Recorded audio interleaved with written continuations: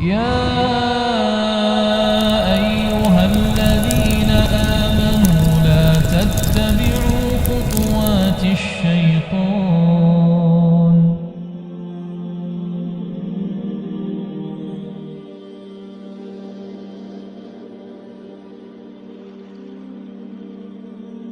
Every leader needs an army.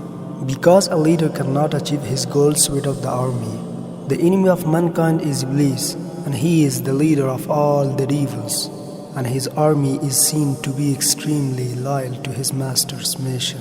قال فبما أغويتني لأقعدن لهم صراطك المستقيم ثم لآتينهم من بين أيديهم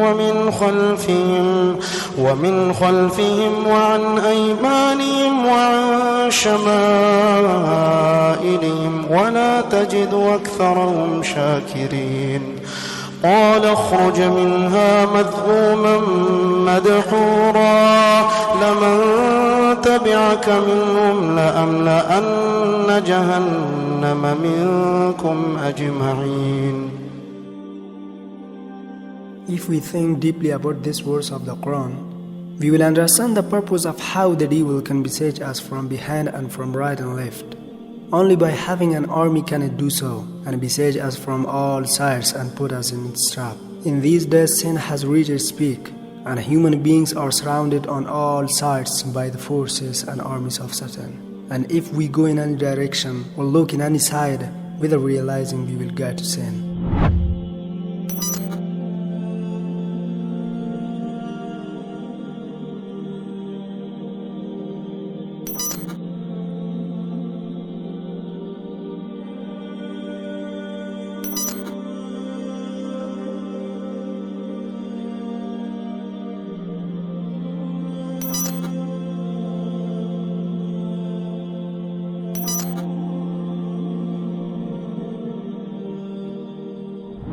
Abu Hurairah radiallahu an reports that the Prophet, peace and blessings be upon him, said, يَكُونُ فِي آخِرِ الزَّمَانِ دَجَّالُونَ كَذَّابُونَ يَعْتُونَكُم مِّنَ الْأَحَادِيثِ بِمَا لَمْ تَسْمَعُوا أَنْتُمْ وَلَا آبَاؤُكُمْ فَإِيَّاكُمْ وَإِيَّاهُمْ لَا يُضِلُّونَكُمْ وَلَا يُفْتِنُونَكُمْ.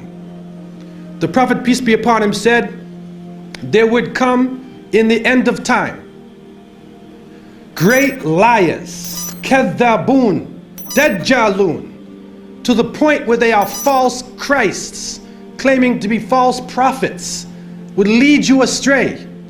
And they will come to you with a type of speech that you nor your parents have ever heard of before. Beware of them. Beware that they take you astray. Beware that they put you into a fitna, a trial, and a temptation. We see people talking about the Freemason order, the Illuminati, the international bankers, the Zionists, alien consciousness. Even some groups are coming up, satanic type groups, New Age type religions. All of these coming up, and what we find in most cases is that all of these groups are worshiping a force. If you go to the highest level of these groups, you see they are doing a type of worship. It is not to God. It is not the God of Moses or Jesus or Muhammad, peace be upon them. It is another force, and they are worshiping this force. They are seeking and taking strength out of this force. We begin to see the climax of a major change in society, the climax of a new world order. And we begin to see a type of integration between information technology and trade. We begin to see the economy, politics, culture, and ideology being transported simultaneously from nation to nation. And with this technology, with the ability to transport ideas, the very value systems of people the way that they eat, what they enjoy to do, how they enjoy recreation, their racial concepts, their culture, their ideology being transported all around the world, a type of globalization. And with this boom in the information technology, and with this major event that takes place, now it comes to a culmination, and it starts to reach a high point. And so the innocent people, we look at this and we say, what is going on? What is happening to the world that had so many different varying views, different nations, different ways of approaching things that can complement each other? Now we see politics is stripped of real power, that the economy governs all social exchange. We see that the states serve the financial power structures, that the real power is no longer in the hands of the generals, but the real power now switching to the hands of the people who run the economy, to the banking systems. And then we see that politicians play the role of public relations officers only to control the masses, either by lulling them to sleep or by terrorizing them. And then we see that the masses of the people become helplessly preoccupied. Their lives are now bombarded with a series of cultural events. And these cultural events start to become the most important things in their lives. The World Cup, the Major League Series, the rugby, the cricket, the hockey, the tennis, whatever the sport may be, we see whole nations coming behind sports, and the national heroes become sporting people. Even in Saudi Arabia, even in our own Muslim countries, the national heroes are now the soccer players. Who kicks the little ball inside of a net? He becomes the hero of the nation when people are dying on the ground. But yet we become preoccupied with this. And it becomes a type of indoctrination happening to us. And with the use of powerful music playing on our emotions, with videos now being taken to the furthest extremes in the planet, people's thinking processes are changing. People are now in love with the superheroes, even confused about their own identity, trying to change themselves, change the color of their hair, change their eyes, change the way they dress, change the way they talk, on a global level. And then we see drug addiction reaching a point that humanity has never seen before. And after traveling to over 36 countries, looking at the Muslims and being with them, I have found that in all of the communities that the young people are being confused with drugs. It is pouring into our countries. No matter what form it takes, cocaine, LSD, psychedelic, depressants, put you up, put you down, confuse you, but create a false world and give you a false dependence so that you become dependent on the chemical. You forget about Allah. Your God becomes the pusher. Your God becomes the chemical.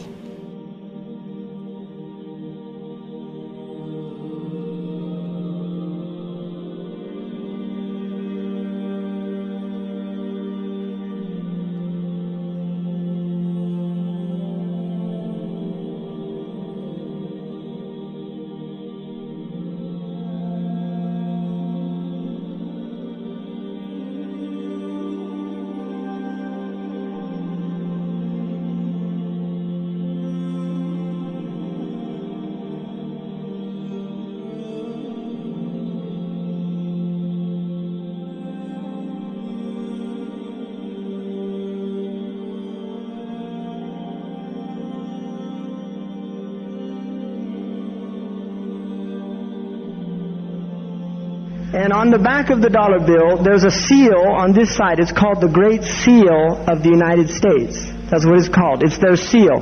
Now behind the seal, this is actually what is behind the Great Seal of the United States, is a pyramid with one eye. Now the one eye is the sun god Re, which is where we get the word ray, sun rays. It is the sun god, same Mithraic character. And he shows up again and again. This is the Masonic god of the ray. If you look, you'll see the pyramid is built except for the top. It's built except for the top. The eye is suspended above the top. It hasn't come down yet. Because they believe until they've finished the Masonic project, which is the what they say on the bottom, Novus Ordo Seclorum, and then Annuet Acceptus, he is pleased with our project. In other words, the God they believe in is pleased with our project. What is the project? This is the question. What is the project that this God is pleased with? The project is literally the secularization of the world. To completely strip the world from religious beliefs. This is the project, and that is why it is called Novus Ordo Seclorum, a new secular or worldly order. It is said the stars above the eagle's head go some way to proving that the Masons embedded their messages in the design of the banknote. Above the eagle's head is a cluster of stars, 13 5-pointed stars, and when you draw lines between them, you'll draw a 6-pointed star. If the hexagonal star is lifted out and placed over the image of the pyramid, its points indicate specific letters in the Latin inscription surrounding it, which are thought to be an anagram. Inside the American Dictionary is the word anagram, which is the intentional scrambling of the letters of a word to conceal the real word. So if you re-scramble, you get Masons. This is how we know that the Masons originated the drawings for the Great Seal of the United States. This search for concealed meanings in the iconography is not confined to the imagery alone. It is claimed that the number 13, the most ominous number in Western tradition, is hidden throughout the symbols on the $1 bill. The Masons in 1960 issued an article inside the New Age magazine in which they identify the number 13 and the numbers of different symbols connecting itself to 13 as being Masonic. They point out the repetition of the symbolic number 13. There are 13 leaves on the olive branch in the eagle's right claw, 13 arrows in the left claw, 13 stars above the eagle's head, and 13 bars and stripes on the shield. To all secret societies, the number 13 is enormously important symbolically. The number 13 symbolizes rebirth, regeneration, and when you're birthing something, when you're bringing something into formation, it's never easy. So the number 13 can symbolize not just rebirth and regeneration, but death. Death of the old and the birth of the new. So there's an intentional concealing of the number 13 as being a Masonic number on the back of our dollar bill. The number 13 represents the number of Satan, the devil. And I think that's why the Masons revere the number 13. And that opens up a whole can of worms. They are convinced there are other numbers embedded in the design of the Great Seal that have special significance in Freemasonry. On the eagle side of the Great Seal of the United States, if you count the feathers, you'll notice that there are 32 feathers on the bird's left wing and 33 on his right wing. This is understood to refer to the 33 degrees of Masonry introduced by the Supreme Council of the Scottish Rite, America's most prominent Masonic order, whose national HQ is in Washington. The 33rd Degree Council that meets in Washington, D.C. claims in their own literature to be the mother jurisdiction of the world, the mother council of the world. Manly P. Hall called them the most powerful organization in the land, that they ordain kings and shape the destinies of worlds. That's called power. This is in stark contrast to the inscription above the number 1 on the dollar bill, "In God We Trust." It's going to be a new civilization. We're not going to live the way we're living now. It is predicted that this new world order will be a global phenomenon, superseding all national boundaries and ignoring the ownership of property. All traditional religions will be replaced by a new belief system dictated by the Masonic orders.